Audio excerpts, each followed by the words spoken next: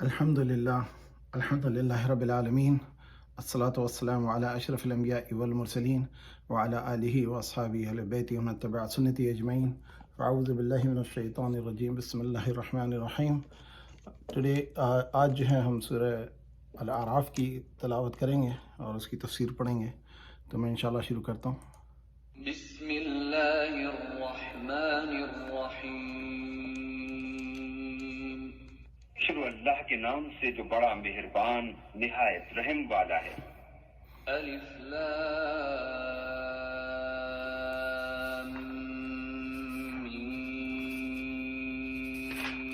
میم صاد الف لام میم صاد۔ کتاب انزل الیک فلا یکن فی صدرک حرج منه لتنذر به وذکرى للمؤمنین۔ اے محمد صلی اللہ علیہ وآلہ وسلم، یہ کتاب جو تم پر نازل ہوئی ہے اس سے تمہیں تنگ دل نہیں ہونا چاہیے۔ یہ نازل اس لیے ہوئی ہے کہ تم اس کے ذریعے سے لوگوں کو ڈر سناؤ، اور یہ ایمان والوں کے لیے نصیحت ہے۔ اتبعوا ما انزل الیکم من ربکم ولا تتبعوا من دونه اولیاء قلیلا ما تذکرون۔ لوگوں، جو کتاب تم پر تمہارے پروردگار کے ہاں سے نازل ہوئی ہے اس کی پیروی کرو، اور اس کے سوا اور رفیقوں کی پیروی نہ کرو، اور تم کم ہی نصیحت قبول کرتے ہو۔ وَكَمْ مِنْ قَرْيَةٍ أَهْلَكْنَاهَا فَجَاءَهَا بَأْسُنَا بَيَاتًا أَوْ هُمْ قَائِلُونَ۔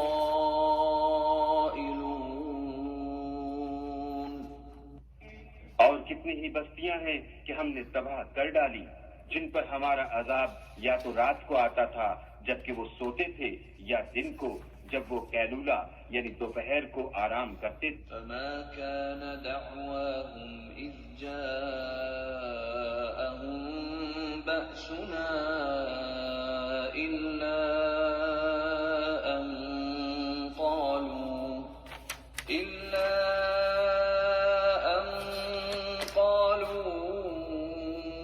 إِنَّا كُنَّا ظَالِمِينَ۔ تو جس وقت ان پر عذاب آتا تھا ان کے منہ سے یہی نکلتا تھا کہ ہائے، ہم اپنے اوپر ظلم کرتے رہے۔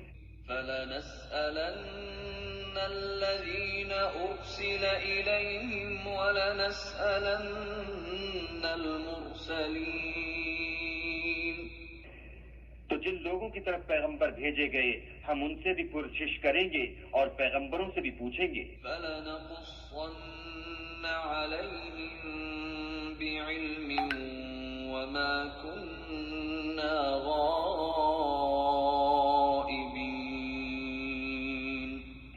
پھر اپنے علم سے ان کے حالات بیان کریں گے، اور ہم کہیں غائب تو نہیں تھے۔ وَالْوَزْنُ يَوْمَئِذٍ الْحَقُّ فَمَنْ ثَقُلَتْ مَوَازِينُهُ فَأُولَئِكَ هُمُ الْمُفْلِحُونَ۔ اس روز اعمال کا تلنا برحق ہے، تو جن لوگوں کے عملوں کے وزن بھاری ہوں گے وہ تو نجات پانے والے ہیں۔ وَمَنْ خَفَّتْ مَوَازِينُهُ فَأُولَئِكَ الَّذِينَ خَسِرُوا أَنفُسَهُم بِمَا كَانُوا بِآيَاتِنَا يَظْلِمُونَ۔ اور جن کے وزن ہلکے ہوں گے تو یہی لوگ ہیں جنہوں نے اپنے تئیں خسارے میں ڈالا، اس لیے کہ ہماری آیتوں کے بارے میں بے انصافی کرتے تھے۔ وَلَقَدْ مَكَّنَّاكُمْ فِي الْأَرْضِ وَجَعَلْنَا لَكُمْ فِيهَا مَعَايِشَ قَلِيلًا مَا تَشْكُرُونَ۔ اور ہم نے زمین میں تمہارا ٹھکانہ بنایا اور اس میں تمہارے لیے سامان معیشت پیدا کیے، مگر تم کم ہی شکر کر۔ لقد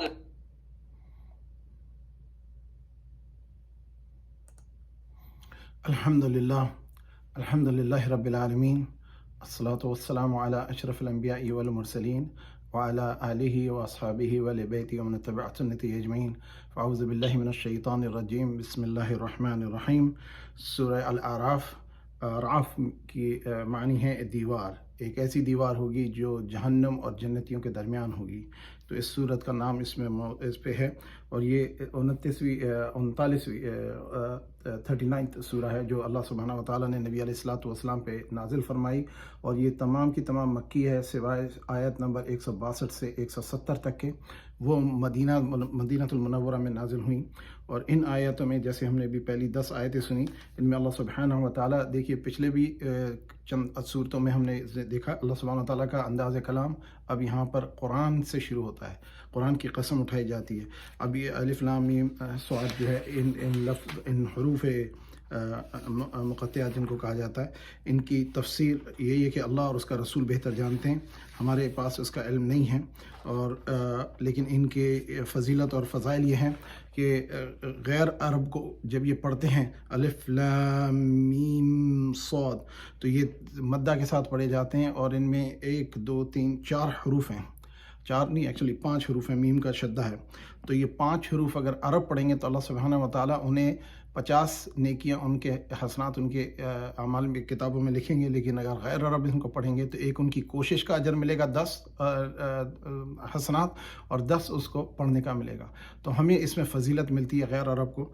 और जहाँ से इमाम शाफ़ी ने फरमाया कि अरबी का सीखना भी वाजिबात में से है, तो हमें इस बात में बड़ा एहतियात करना चाहिए और हमें अपनी पूरी दिलो जान से कोशिश करनी चाहिए कि हम अरबी ज़बान को समझें और पढ़ें और उसके बुनियादी क़वाइद समझ करके कुरान को समझें और पढ़ें।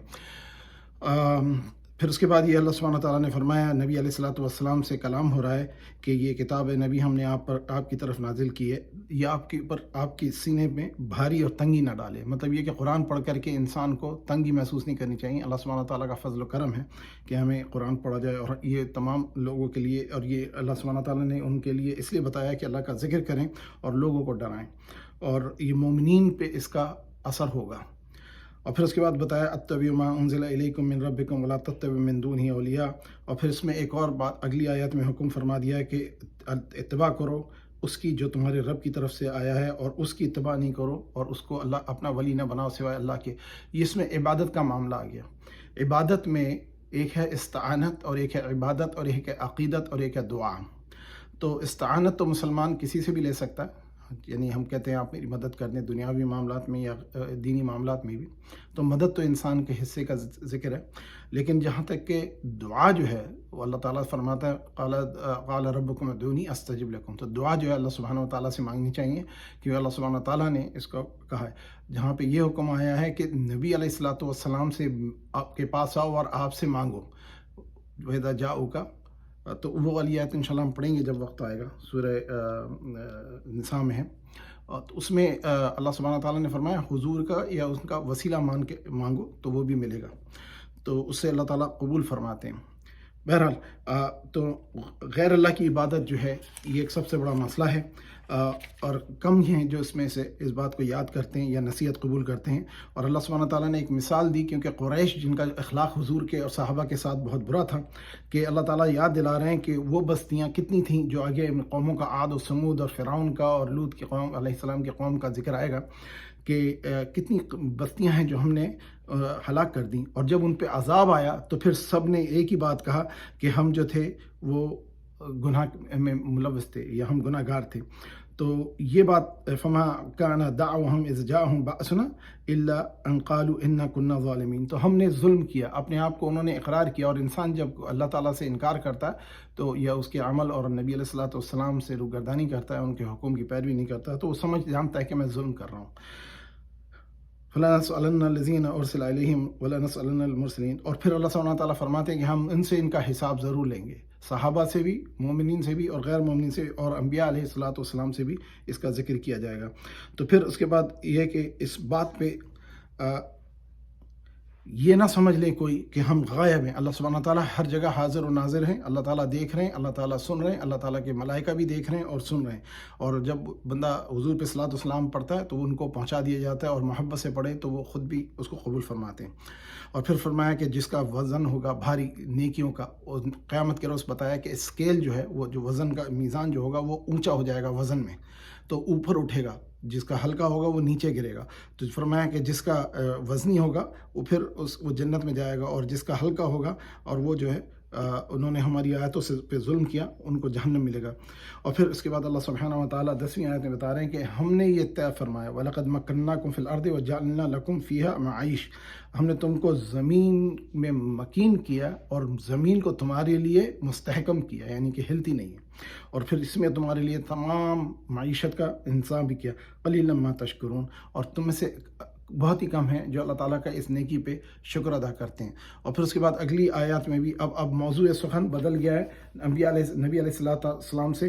اب یہ اگلی آیت سورہ آیت نمبر 11 سے اگر آدم علیہ السلام کا ذکر آ رہا ہے اور ابلیس کا, جو پہلے ہم نے پچھلے سورہ صاد میں پڑھا تھا آیت نمبر 77 سے 88 تک کے وہی ذکر آیا تھا. اب یہاں پہ دوبارہ ذکر آ رہا ہے, اور اس پہ توجہ کی بات یہ ہے کہ اللہ سبحانہ تعالیٰ نے بتایا, یاد دلایا انسان کو کہ ہم نے تم کو تخلیق کیا, تم کو خوبصورت شکل عطا فرمائی, اور پھر ہم نے تم کو سجدہ کروایا ملائکہ سے. اور یہ دیکھیے فضیلت اشرف المخلوقات بنایا. اگر کائنات میں کوئی سب سے افضل مخلوق ہے وہ تو نبی علیہ الصلوۃ والسلام کی ذات ہے, اور حضور جو ہے وہ انسان ہے, اور ان کے ہی کہا جائے کہ وسیلے واسطے سے انسانیت کو اشرف المخلوقات ہونے کا شرف ملا, اور اس طرح سے ہمیں فضیلت ملی. اور اللہ سبحانہ تعالیٰ نے فرمایا آگے اس آیت میں کہ ہم نے جب فرشتوں کا حکم کیا سجدے کا تو سب سجدے میں گر گئے سوائے ابلیس کے. ابلیس کہتے ہیں ابا لیس, اب مینز فادر باپ, لیس مطلب نا امیدی, تو نا امیدی جو ہے اس لیے کہا گیا کفر ہے. اور پھر اس کی ایک جو فطرت میں اس نے بتائی کہ اللہ سبحانہ تعالیٰ نے جب اس سے سوال کیا کہ ماں منع کا, تو یہ کس چیز نے منع کیا کہ تو اس چیز کو اس عمل کو جو ہے نہیں, تو یہ میں نے سجدے کا حکم دیا تجھے امر کیا, امر حکم کو کہتے ہیں. تو وہ کہنے لگا یا اللہ میں اس سے بہتر ہوں جو تو نے بنایا, میں آگ سے بنایا گیا ہوں اور اسے تو نے مٹی سے بنایا. تو ابلیس کے بارے میں کہا جاتا ہے, جو کہ ہمارے سب کے علم میں ہے کہ بزرگوں نے اور تفسیر میں ہم نے پڑھا پہلے ہی کہ اللہ وہ جنات میں سے تھا, وہ نوری نہیں تھا, فرشتوں میں سے نہیں تھا, نہ ہی وہ مٹی سے بنا تھا, وہ آگ سے بنائی ہوئی مخلوق میں سے تھا. اور اس نے تکبر کیا. کہا جاتا ہے کہ اس نے لاکھوں اور اربوں سال اپنی اللہ کی عبادت کی, اور اس نے کائنات کی ہر جگہ پہ اللہ کی عبادت کی, اور اس کا درجہ بلند کر کے اس کو ملائکہ کا معلم بنا دیا گیا تھا, اور اس کو آسمانوں تک کی ایکسس دی گئی تھی کہ وہ آ سکتا تھا, جا سکتا تھا. اور جب یہ معاملہ ہوا تو اس نے تکبر کیا کہ میں ایسی اپنے سے کم تر مخلوق کو کیوں سجدہ کروں. تو بجائے اس کے کہ وہ اللہ تعالیٰ کے حکم پہ سجدہ کرتا, بجائے اس کے کہ وہ اللہ تعالیٰ کے حکم کو مانتا, الٹا بحث کرنے لگا اور یہ کہنے لگا کہ اللہ تعالیٰ تو نے مجھے خیر سے بنایا, مجھے بہتر بنایا, اور یہ آگ سے میں تخلیق کیا گیا ہوں اور یہ مٹی سے بنایا. تو اللہ سبحانہ تعالیٰ نے پھر فرمایا کہ قال فاہبط منہا فما یکون لک ان تتکبر فیہا فاخرجنک من الصاغرین. تو اللہ تعالیٰ نے فرمایا کہ تو نے تکبر کیا تو اب تو یہاں سے نکل جا, اور تو جو ہے ذلیلوں میں ہوگا. تو ضلالت اللہ کی نظر میں یہ ہے کہ بندہ اپنے آپ پہ تکبر کرے. اس بات کو اگر ہم سمجھ سکیں, ہم 2 وقت کی نماز پڑھ لیتے ہیں, خیر کے کام کرتے ہیں, یا کسی کی خوبصورت شکل ہوتی ہے, یا زیادہ مال ہوتا ہے, یا زیادہ دنیاوی علم ہوتا ہے, یا اس کا گھرانہ اچھا ہوتا ہے, وہ اپنے مال متاع پہ تکبر کرنے لگتا ہے. اس کو چاہیے کہ وہ مشکور ہو اور اللہ تعالیٰ کا شکر ادا کرے. پھر اللہ سبحانہ تعالیٰ نے فرمایا کہ اب اس نے کہا کہ اس نے پھر اللہ تعالیٰ سے اجازت مانگی کہ یا اللہ سبحانہ تعالیٰ مجھے اس وقت تک کا موقع دے جب تو قیامت کو قیام فرمائے گا. تو اللہ سبحانہ تعالیٰ نے اس کو اجازت دی. اب بجائے اس کے کہ وہ اپنی خطا پہ نادم ہوتا, اپنی خطا پہ اللہ تعالیٰ سے توبہ کرتا, اس کی بجائے اس نے بحث شروع کر دی, اور پھر کہنے لگا کہ یا اللہ تو نے مجھے ذلیل کیا, مجھے اس مخلوق کے لیے تو نے حقیر کیا, جبکہ میں تیرا سچا بندہ ہوں. تو اسی لیے علماء کہتے ہیں شیطان نے کبھی شرک نہیں کیا, کفر کیا, شرک نہیں کیا. کفر مطلب اللہ کے حکم کو نہیں مانا, اور نبی کی شان میں گستاخی کی, اس لیے گستاخ ہونے کی بنیاد پہ وہ ذلیل و خوار ہو گیا. اور جو شخص بھی انبیاء علیہ السلام کی شان میں گستاخی کرے, اللہ تعالیٰ کی اس پہ شدید عذاب اور عذاب اور لعنت ہوتی ہے. اور اسی لیے قریش کو یہ بتایا گیا کہ تمہارے عمل جو ہیں وہ شیطان سے مشابہ ہیں, اور تم سے پچھلی قوموں نے جب ہمارے نبیوں کو, ایک تو انہوں نے نبیوں پہ الزام لگایا کہ جھوٹے نعوذ باللہ, اور پھر دوسرا ان کو کہا کہ یہ جادوگر بھی ہیں, ان پہ نعوذ باللہ ان پہ الزام اور بہتان لگایا. پھر کہا کہ یہ ہم میں سے کوئی بہت فضیلت والے تو نہیں ہیں، ہم ہی میں سے ایک ہیں. تو ان تمام باتوں کو اللہ سبحانہ تعالیٰ ان آیات میں دہرا رہے ہیں. اب یہ ہم جو ہیں اس وقت ذکر کر رہے ہیں جب نبی علیہ السلام 7 سال اور 8 سال 6 اور 5 سے 7 سال کے درمیان کا عرصہ ہے جب یہ آیتوں کا اور صورتوں کا نزول ہو رہا ہے. تو پھر اس نے اللہ تعالیٰ سے کیا کہا؟ اس نے کہا اے اللہ میں ان کے راستے میں بیٹھا رہوں گا اور پھر میں ان کو دیکھوں گا وہاں سے، اور ان کے سیدھے ہاتھ کی طرف سے اور الٹے ہاتھ کی طرف سے اور سامنے سے اور پیچھے سے اور نیچے سے ہر طرح سے وار کروں گا، سوائے اوپر کے وہ وار نہیں کر سکتا کیونکہ اوپر سے اللہ کا الہام ہوتا ہے یا وحی کا نزول ہوتا ہے. تو اللہ سبحانہ و تعالیٰ نے انسان کا دماغ اور دل، 2 چیزیں اللہ نے شیطان کے قبضے میں نہیں دی ہیں. شیطان جب عمل کرتا ہے کوئی چیز تو اس کو ان چیزوں پہ حملہ کر سکتا ہے، لالچ دلا سکتا ہے، وسوسہ دلا سکتا ہے، لیکن اس کے اوپر قابو نہیں ہے اس کو انسان کے اوپر. تو اور پھر اس نے یہ بھی کہا کہ یا اللہ تو اس بات کو بھی دیکھے گا کہ یہ بہت کم شکر کرنے والے ہیں. تو اللہ سبحانہ تعالیٰ نے پھر حکم فرمایا کہ یہاں سے نکل جا اور تو جو ہے اور تیرے ساتھ جو بھی ہوں گے ان کو مردود ہو جائیں گے اور ان سب سے اور تجھ سے میں جہنم کا بھر دوں گا. اور پھر اس کے بعد اللہ سبحانہ تعالیٰ نے آدم علیہ السلام کا کلام شروع کیا اور اس میں یہ فرمایا کہ آدم علیہ السلام سے کہ تم اور تمہاری بیوی جا کر جنت میں رہو، سب کچھ کھاؤ، سوائے اس شجر کے اس درخت کے قریب نہ جانا ورنہ ظالمین میں ہو جاؤ گے. تو پھر اس نے کیا کیا؟ اس نے وسوسہ لہما، اس نے ان کے دلوں میں وسوسہ ڈالا. اچھا دیکھیے قرآن نے کبھی بھی حوا علیہ السلام پہ الزام نہیں لگایا، دونوں کو کہا کہ ان دونوں کے اندر اس نے وسوسہ ڈالا، اور اس وسوسے کی بنیاد پر اس نے ان کو قسمیں کھائیں، جھوٹی قسمیں کھا کے کہا کہ اگر تم اس کو کھاؤ گے تو تم بھی فرشتوں جیسے ابدی زندگی پا جاؤ گے. تو اس اثر سے اور اس قسم سے متاثر ہو کر کے آدم علیہ السلام اور حوا علیہ السلام نے یہ پھل کھا لیا. حوا علیہ السلام کا وجود جس طرح حدیث میں آیا ہے کہ آدم علیہ السلام تنہا ہوتے تھے، وہ جنتی لباس میں ہوتے تھے، ان کے حجاب ہوتے تھے، جسم کے عورہ ان کے چھپے ہوئے ہوتے تھے، ان کو اپنے جسم کے اندرونی معاملات کا لحاظ نہیں ہوتا تھا، لیکن ان کو حیا ہوتی تھی. حیا فرمایا مومن کا ایک حصہ ہے، ایمان کا حصہ ہے. تو اس نے جب قسم کھا کر کے ان سے کہا کہ یہ پھل کھا لو، درخت کا پھل کھا لو، کچھ کہتے ہیں وہ گندم تھا، کچھ کہتے ہیں وہ سیب تھا، بہرحال ایک اس کا نام نہیں لیا گیا، لیکن حدیثوں سے یہ اسلامی شریعت میں تو اس کو گندمی کہا گیا ہے. لیکن جب حضرت آدم علیہ السلام تنہا تھے تو حضور فرماتے ہیں حدیث میں کہ اللہ تعالیٰ نے جب وہ سوئے تو ان کے پسلی سے حوا علیہ السلام کو تخلیق فرمایا، اور فرمایا پھر یہ حدیث میں کہ عورت کے معاملے میں کہ وہ تیری پسلی سے بنی ہے اور ان کے ساتھ لچک کا معاملہ اور نرمی کا معاملہ کیا کرو، سختی کرو گے تو ٹوٹ جاتی ہے پسلی. تو پھر اس کے بعد جب آدم علیہ السلام اور حوا علیہ السلام نے جب یہ کھا لیا پھل تو ان کے حجاب جو جنتی لباس اتر گئے، تو ان کے عورہ، ان کے جو جسم کے وہ اعضاء ظاہر ہو گئے. تو پھر انہوں نے اپنے جسموں کو ڈھانپنا شروع کیا پتوں سے اور چیزوں سے، اور پھر اس کے بعد انہوں نے اللہ تعالیٰ سے بحث نہیں کی. یہ انسان میں اور شیطان میں فرق ہے. جب ان سے خطا ہو گئی تو انہوں نے کہا، یہ دعا کی جو کہ ہمارے لیے بڑی مکمل دعا ہے کہ ربنا ظلمنا انفسنا وان لم تغفر لنا وترحمنا لنکونن من الخاسرین، کہ اللہ سبحانہ تعالیٰ ہم نے اپنے پر ظلم کیا، اپنے نفس پر، اور اگر آپ نے ہماری مغفرت نہیں کی اور آپ نے ہم پر رحم نہ کیا تو ہم خاسرین نقصان اٹھانے والے میں ہو جائیں گے. تو اللہ سبحانہ تعالیٰ نے پھر انہیں حکم فرمایا کہ یہاں سے اتر جاؤ، تم ایک دوسرے کے دشمن ہوگے، یعنی انسان کا دشمن ہوگا، انسان شیطان کا دشمن ہوگا، شیطان انسان کا دشمن ہوگا. تو یہ عداوت ہم میں رہے گی، اور پھر تم کو ایک وقت مقرر تک کہ وہاں پہ قیام کرنا ہے، اور پھر اس کے بعد تم یہیں پہ اسی میں مرو گے اور اسی میں سے پھر تم کو نکالا جائے گا.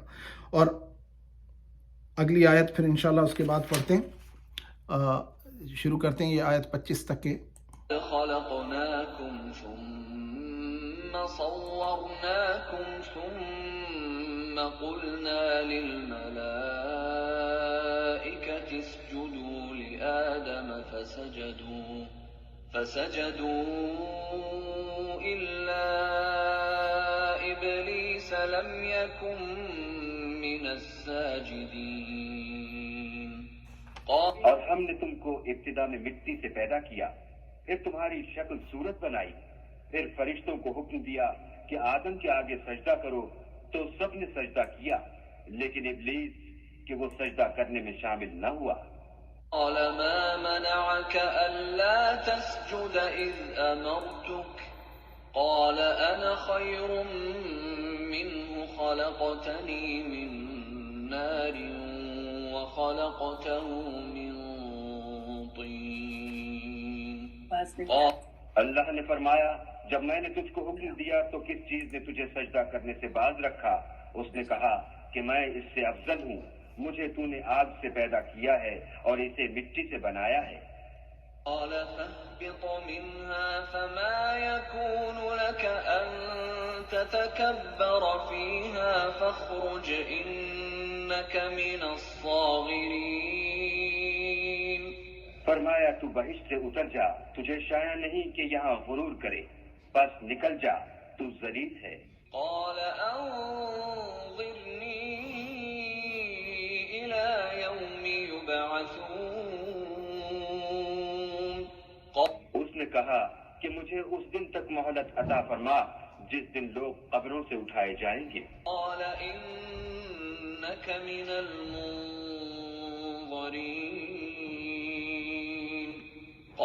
فرمایا اچھا تجھ کو مہلت دی جاتی ہے. قال فبما أغويتني How can I see the لأقعدن لهم صراطك المستقيم. پھر شیطان نے کہا کہ مجھے تو نے ملعون کیا ہی ہے، میں بھی تیرے سیدھے رستے پر ان کو گمراہ کرنے کے لیے بیٹھوں گا. ثم لآتينهم من بين أيديهم ومن خلفهم وعن أيمانهم وعن شمائلهم ولا تجد أكثرهم شاكرين. پھر ان کے آگے سے اور پیچھے سے اور دائیں سے اور بائیں سے، غرض ہر طرف سے آؤں گا اور ان کی راہ ماروں گا، اور تو ان میں اکثر کو شکر گزار نہیں پائے گا. قال اخرج منها مذءوما مدحورا لمن تبعك منهم لأملأن جهنم منكم أجمعين. اللہ نے فرمایا نکل جا یہاں سے پاجی مردود، جو لوگ ان میں سے تیری پیروی کریں گے میں ان کو اور تجھ کو جہنم میں ڈال کر تم سب سے جہنم کو بھر دوں گا. يا آدم اسكن أنت وزوجك الجنة فكلا من حيث شئتما ولا تقربا هذه الشجرة فتكونا من الظالمين. اور ہم نے آدم سے کہا کہ تم اور تمہاری بیوی بہشت میں رہو سہو، اور جہاں سے چاہو اور جو چاہو نوش جان کرو، مگر اس درخت کے پاس نہ جانا ورنہ گناہ گار ہو جاؤ گے. وسوس لهما الشيطان ليبدي لهما ما وري عنهما من سوآتهما وقال ما نهاكما ربكما عن هذه الشجرة إلا أن تكونا ملكين أو تكونا من الخالدين. تو شیطان دونوں کو بہکانے لگا تاکہ ان کے سطر کی چیزیں جو ان سے پوشیدہ تھیں کھول دے، اور کہنے لگا کہ تم کو تمہارے پروردگار نے اس درخت سے صرف اس لیے منع کیا ہے کہ تم فرشتے نہ بن جاؤ یا ہمیشہ جیتے نہ رہو. قاسمهما إني لكما لمن الناصحين. اور ان سے قسم کھا کر کہا کہ میں تو تمہارا خیر خواہ ہوں. دلاهما بغرور فلما ذاقا الشجرة بدت لهما سوآتهما وطفقا يخصفان عليهما من ورق الجنة وناداهما ربهما ألم أنهكما عن تلكما الشجرة وأقل لكما إن الشيطان لكما عدو مبين. غرض مردود نے دھوکہ دے کر ان کو معصیت کی طرف کھینچ ہی لیا.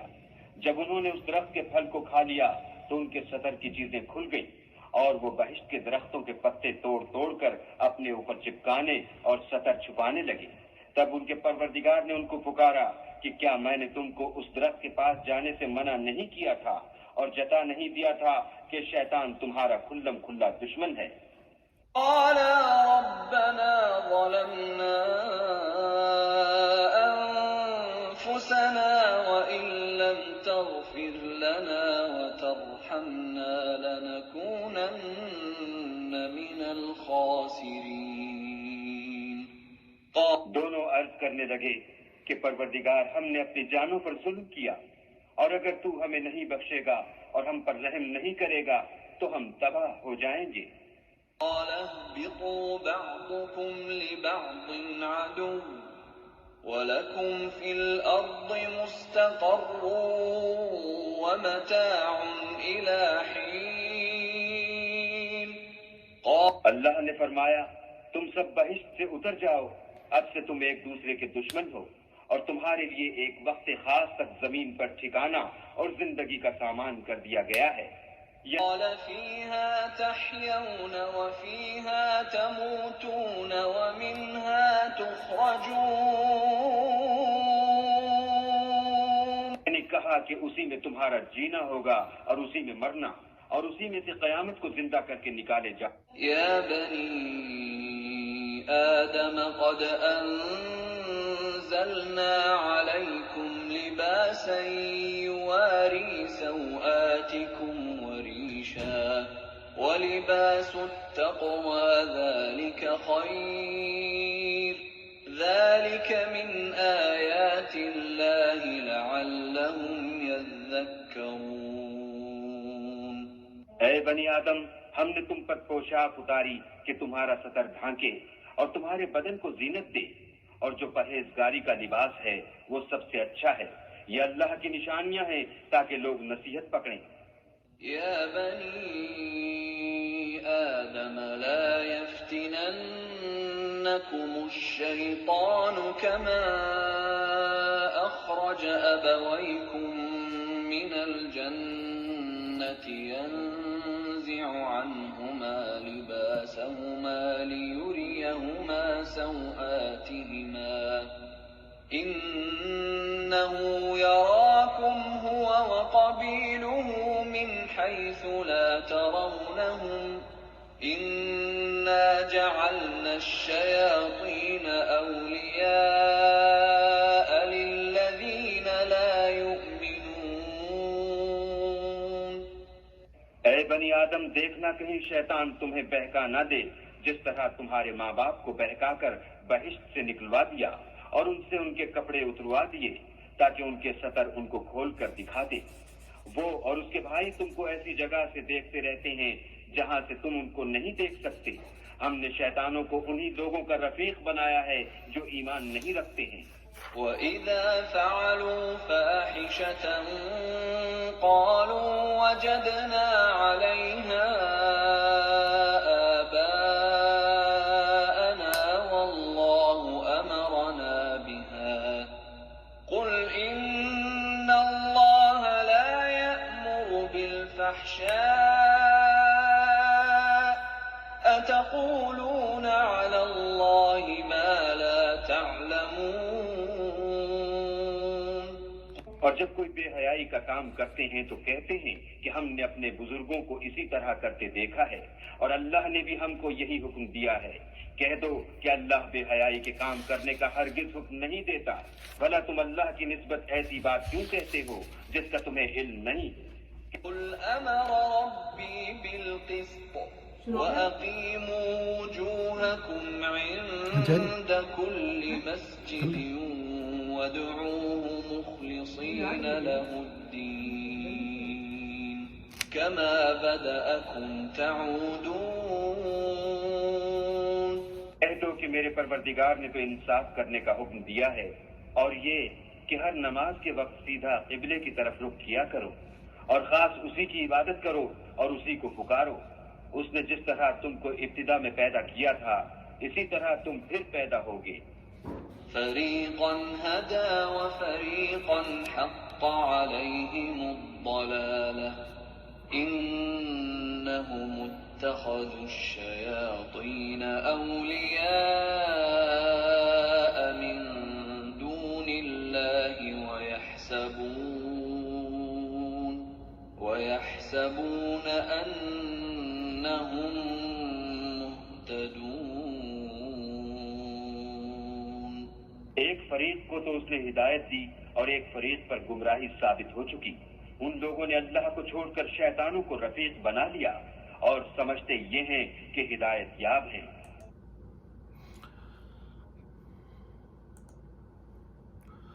جزاک اللہ. وہ ساؤنڈ سسٹم رک جاتا ہے تو مجھے برائے مہربانی آپ لوگ یاد دلا دیا کریں کیونکہ وہ چینج کرنا پڑتا ہے مجھے اسپیکر سسٹم. سو اب ہم نے یہ جو آیات سنی، آیت نمبر 25 سے اللہ سبحانہ و تعالیٰ نے بنی آدم سے کلام فرمایا، اور اس میں اب موضوع سخن بدل گیا. آدم علیہ السلام اور حوا علیہ السلام کا اور شیطان کا جو معاملہ ہوا، اور اس کے بعد یہ بات طے ہو گئی کہ شیطان جو ہے آدم علیہ السلام اور ان کی اولاد کا یعنی ذریات کا دشمن ہے، اور اس نے طے کیا، اس نے وعدہ کیا، اور اس نے اللہ تعالیٰ کے سامنے قسم کھائی ہے کہ ہمیں وہ ناشکرہ ثابت کرے گا. تو ہمیں اس بات پہ بڑی توجہ رکھنی چاہیے کہ اللہ سبحانہ و تعالیٰ کے ہم مشکور بندے بنے رہیں. ہر حالت میں اللہ تعالیٰ کا شکر ادا کرنا چاہیے، اور اسی لیے اللہ سبحانہ و تعالیٰ نے فرمایا ہے کہ اگر شکر کرو گے تو میں زیادہ دوں گا. تو تھوڑا بھی مل جائے تو شکر ادا کریں، پھر اللہ تعالیٰ اس میں اور برکت فرما دیتے ہیں. سو یا بنی آدم قد انزلنا علیکم لباسا یواری سوآتکم وریشا. اب اس میں اللہ سبحانہ و تعالیٰ نے لباس کا ذکر فرمایا، اور اس میں ایک چیز میں ریفرنس کی بتا دوں کہ جب اسلام سے پہلے عرب میں جو یہ تھا کہ جب آپ حج کے لیے جائیں تو جتنے بھی لوگ آتے تھے جو غریب غربا آتے تھے تو ان کو مجبوری ہوتی تھی، اور وہ بیچارے مجبور ہو کر کے برہنہ طواف کرتے تھے، اور کچھ اپنے وجہ سے بھی کرتے تھے. لیکن ان کا سلسلہ یہ تھا کہ قریش کی یہ مطلب شرط ہوتی تھی کہ اگر تم نے حج کا احرام باندھنا ہے تو وہ احرام ہم سے ہی خریدو گے، یعنی تم اپنا احرام باندھ کے نہیں لا سکتے. تو لوگ جو تھے وہ برہنہ ہو کر کے طواف کرتے تھے، اور ان میں سے کچھ یہ کہتے تھے، جس میں عورتیں یہ کہتی تھیں کہ دیکھنا ہے دیکھ لے، اور ہمیں کوئی شرم نہیں، کوئی حیا نہیں، کچھ ایسی قسم کی جملے بولتے تھے جو کہ حدیث کی کتابوں میں ہیں. اور اس میں اس چیز کو اللہ سبحانہ و تعالیٰ نے، اور لباس کے بارے میں اللہ سبحانہ و تعالیٰ نے اس میں بنی آدم یعنی تمام انسانیت کے لیے کہا. یہ صرف عربوں کے لیے، یہ نان عرب کا مسئلہ نہیں ہے.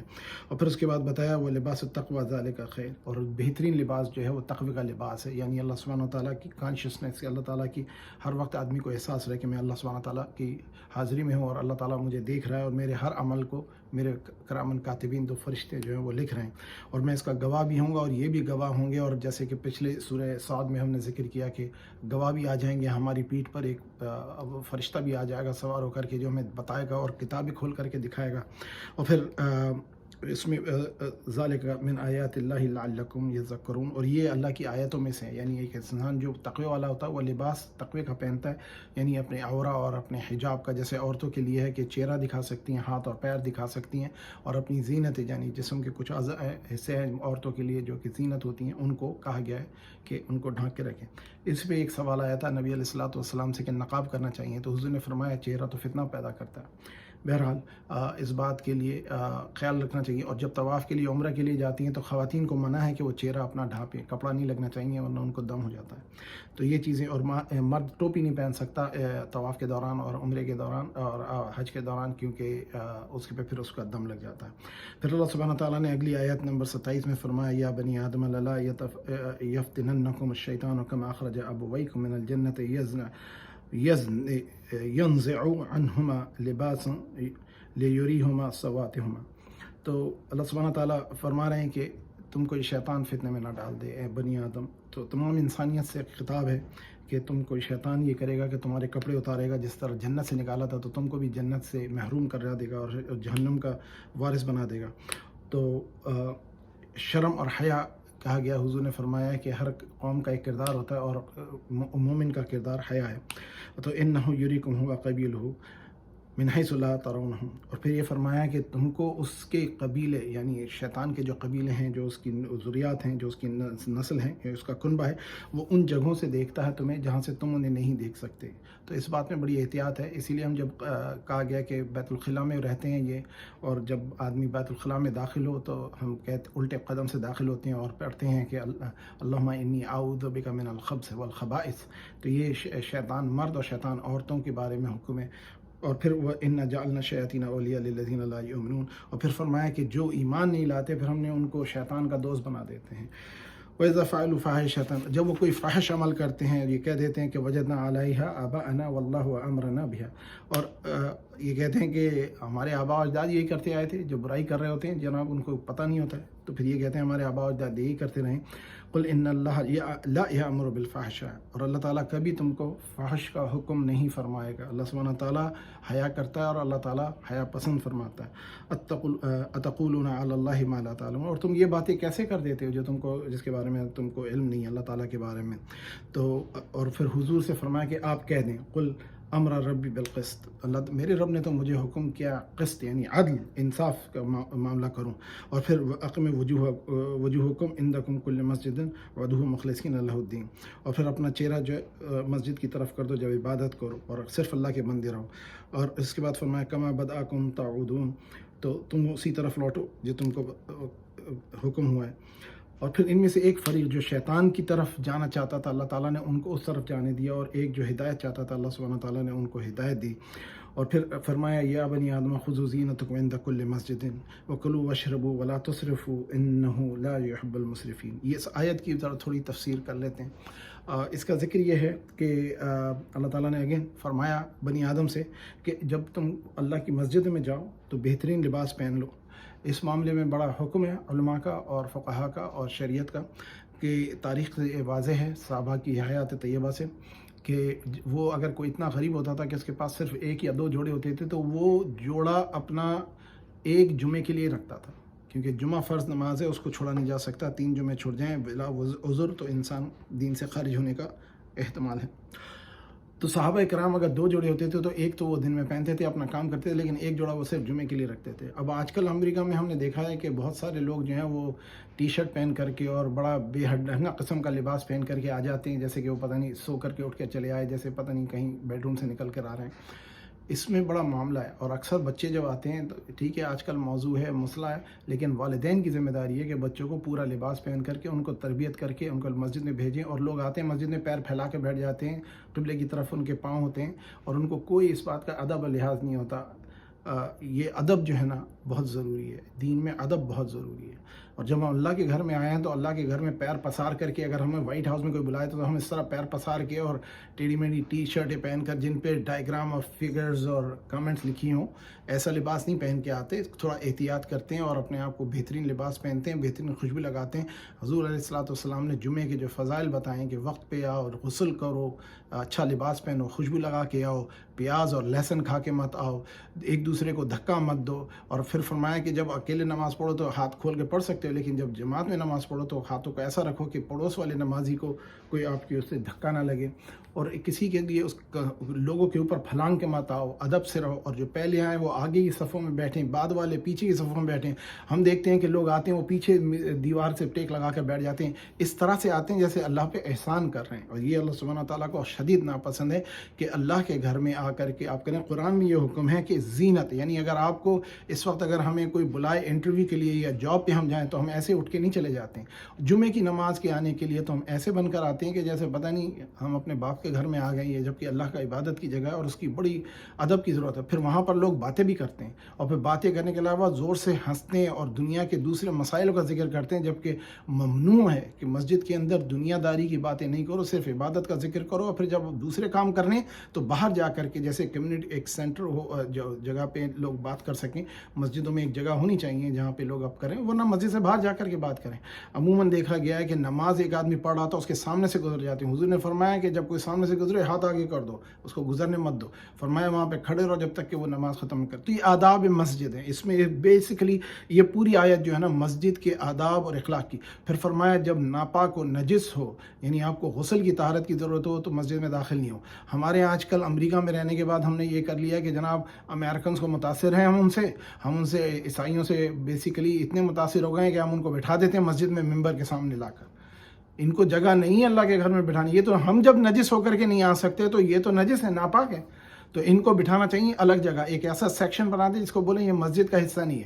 جس طرح سے علماء فرماتے ہیں اگر آپ ایک مصلی کی جگہ کو مسجد بول دیں تو پھر اس کا اکرام مسجد کا ہوگا، اس جگہ پھر مسجد والے احکام لگیں گے. تو ہم جو ہے آج کل عموماً سیاستدانوں کو بلا لیتے ہیں مسجد میں جہاں پہ ہم نماز پڑھ رہے ہوتے ہیں، ان کو بٹھا دیتے ہیں. بھائی آپ ان کو نیچے کمیونٹی سینٹر کے حال میں بٹھائیں. آپ دیکھیں عیسائیوں کے بچے اتوار کو جب جاتے ہیں تو وہ سوٹ ٹائی پہن کر کے جاتے ہیں اپنے چرچ. جو یہود ہیں ان کے بچے جو ٹوپی پہن کر کے اور جس طرح سے ان کا لباس ہے وہ پہن کر کے ہر سیٹرڈے کو سبت میں جاتے ہیں. ہندو اپنے بچوں کو جب اپنے مندروں میں لے جاتے ہیں تو ان کو طریقے سے ان کو لباس پہنا کے لے جاتے ہیں. ایک مسلمان ہے جو سمجھتے ہیں مادر پدر آزاد ہو گئے کیونکہ ہم امریکہ آ گئے ہیں تو ہم پر کچھ وہ نہیں ہے. لوگ آدھی قمیضیں پہن کر کے، بنیانیں پہن کر کے اور نیکر پہن کر کے، گھٹنوں سے اونچی چڈیاں پہنا کر کے بچوں کو لے آتے ہیں کہ جی جناب نماز پڑھنے لائے آپ تو مولوی ہو گئے. دیکھیے قرآن کیا کہہ رہا ہے، یا بنی آدم، اے بنی آدم، خذوا زینتکم عند کل مسجد، اپنی زینتوں کو ہر مسجد میں پہن کر کے جاؤ، یعنی بہترین لباس پہن کے جاؤ تیار کر کے، تاکہ اس سے پھر بچوں کو تربیت بچپن میں کی جاتی ہے. تو جیسے ہم روزانہ اسکول بھیجتے ہیں تو یونیفارم پہنا کے بھیجتے ہیں، لیکن مسجد میں بھیجنے سے پہلے ہم کو ان چیزوں کا احتمال نہیں ہوتا. تو ان چیزوں پہ ذرا توجہ کی جائے. اور دوسری آیت جو ہے کلوا واشربوا ولا تسرفوا انہ لا يحب المسرفین. تو اللہ سبحانہ تعالیٰ نے حکم فرمایا کہ کھانے کے معاملے میں اور پینے کے معاملے میں آپ کھائیں اور پئیں. حلال اور طیب دو چیزیں کھانے کا پینے کا حکم ہے. طیب میں مطلب صاف، پہلے یہ دیکھا جائے کہ گندا تو نہیں ہے. پانی پی رہے ہیں، کھانا کھا رہے ہیں، دونوں میں دیکھا جائے کہ گندگی، غلاظت اور ایسی نہ ہو کہ جو بیماری کر سکے، یعنی باسی کھانا، بغیر اٹینڈڈ واٹر، اسٹیگننٹ واٹر پینے سے منع فرمایا. وضو کے لیے بھی کہا گیا ہے کہ وہ پانی لو جو کہ بہہ رہا ہو، بہتا ہوا پانی لیں، اور اس بہتے ہوئے پانی کے ساتھ آپ غسل کریں اور وضو کریں. اور کیونکہ آپ کو پتہ ہے کہ لیپٹوسپائروسس ایک انفیکشن ہے جو ہمیں پتہ ہے کہ جو تالاب ہوتے ہیں نا ان میں ہو جاتا ہے. جب پانی جانور وہاں پہ پیشاب کرتے ہیں ان کے پیشاب سے اس میں چلا جاتا ہے. تو اس لیے کہا گیا کہ بہتا ہوا پانی ہو تاکہ آپ کو پانی جائز ہو. ہم لوگ عموماً بوتل کا پانی پیتے ہیں، میں اس کے بہت خلاف ہوں. بوتل کا پانی نہ پیا کریں کیونکہ وہ بوتل کا پانی کہاں سے کلیکٹ کیا، کس طرح سے رکھا، کتنے دن رکھا، وہ برتن صاف ہے نہیں. اس سے بہتر ہے ہمارا سٹی کا واٹر جو ہوتا ہے، رننگ واٹر پینا چاہیے، جس سے ہمارے لیے بہتر ہوتا ہے. تھوڑا پانی دونے دے تاکہ نلکوں میں جو بھی چیز اس میں ہے وہ نکل جائے، لیکن وہ بہتا پانی ہمارے لیے صحت کے لیے اچھا ہے. اسی کو ہمیں پینا بھی چاہیے. اگر فلٹر لگانا ہے اپنے گھر کے اندر لگائیں، نہ کہ بازار کا فلٹر لا کر کے لگائیں. دوسرا کھانے کے بارے میں کہ حلال و طیب، ایک ہوتا ہے حلال اور ایک ہوتا ہے طیب. دو چیزیں. حلال یعنی کہ حرام کھانا نہیں کھائیں گے. جیسے سور ہے، کسی نے بہت اچھی طرح سے کاٹ کے رکھا، یا مردار ہے وہ نہیں کھا سکتے، خون نہیں کھا سکتے. تو جو حرام ہے وہ حرام ہے. حرام اور حلال کا، اور طیب اور نجس یا غیر طیب، ان دو چیزوں کا احتیاط کریں. تو اس معاملے میں ایک واقعہ ہے ہارون رشید کا، یا مامون رشید کا، کہ وہ اس کا ایک طبیب تھا، ڈاکٹر تھا. وہ غیر مسلم تھا، عیسائی تھا، اور یہ عباسی خلیفہ تھے جن کے بارے میں آپ سب جانتے ہیں.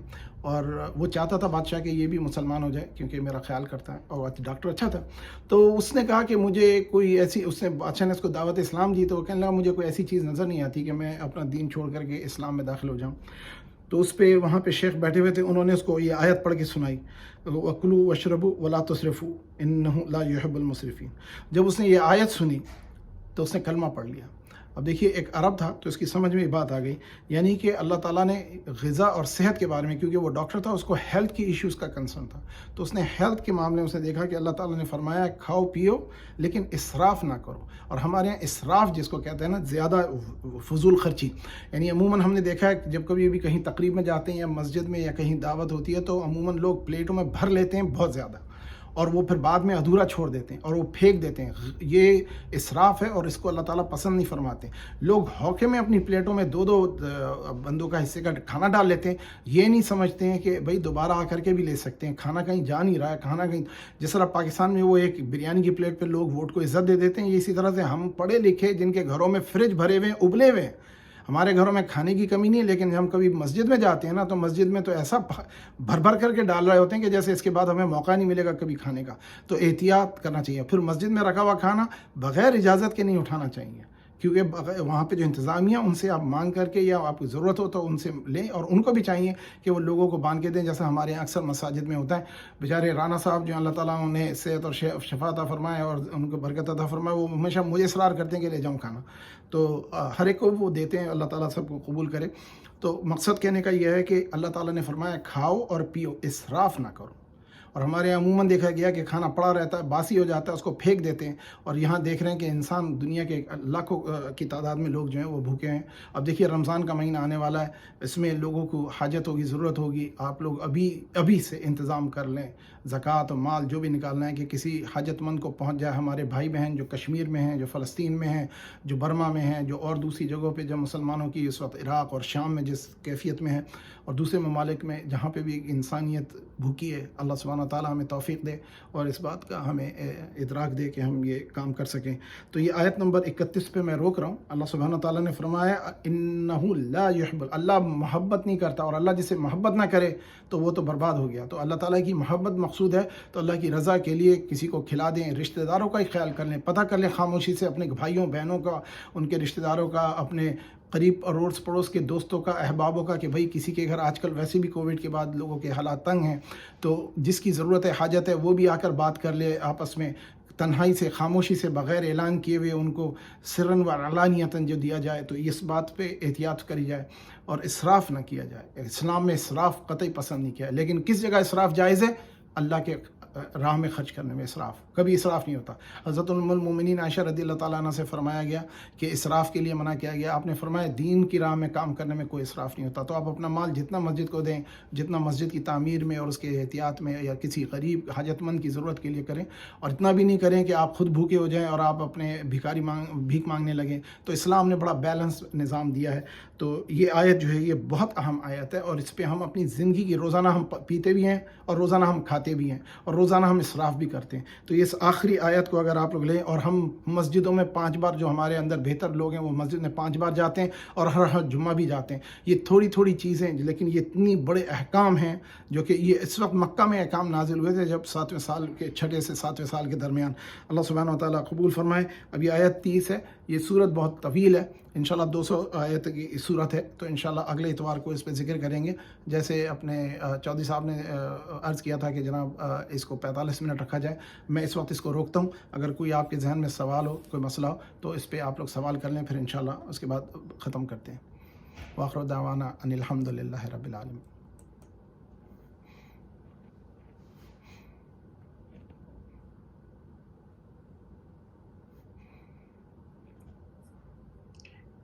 جزاک اللہ ڈاکٹر صاحب.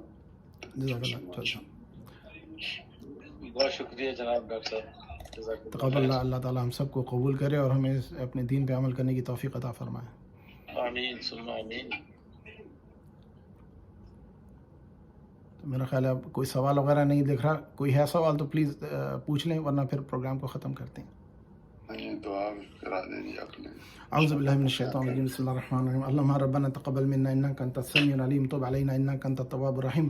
ربنا ظلمنا انفسنا وان لم تغفر لنا وترحمنا لنکونن من الخاسرین. ربنا آتنا فی الدنیا حسنہ وفی الآخرۃ حسنہ وقنا عذاب النار وادخلنا الجنة مع الابرار یا عزیز یا غفار یا رب العالمین. یا اللہم اشف مرضانا ومرضى المسلمین وارحم موتانا وموتى المسلمین.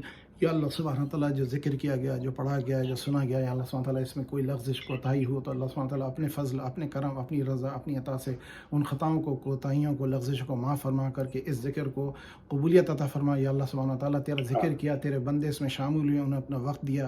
یا اللہ سبحانہ تعالیٰ ہمیں اس کے سن کر سمجھنے اور اس پہ عمل کرنے کی توفیق عطا فرما.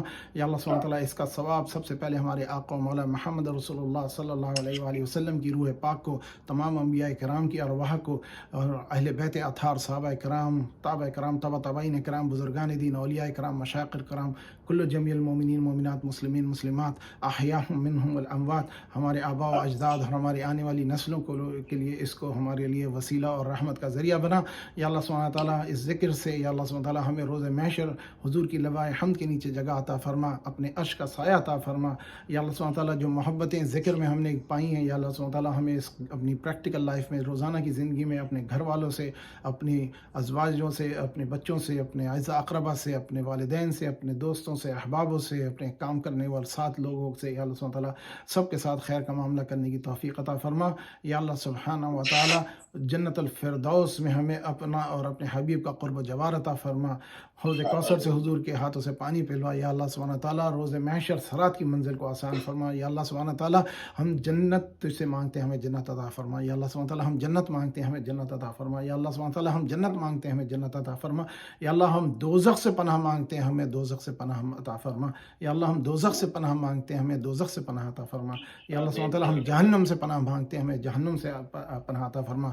صلی اللہ تعالی علی خیر خلقہ محمد وآلہ وصحبہ اجمعین برحمتک یا ارحم الراحمین۔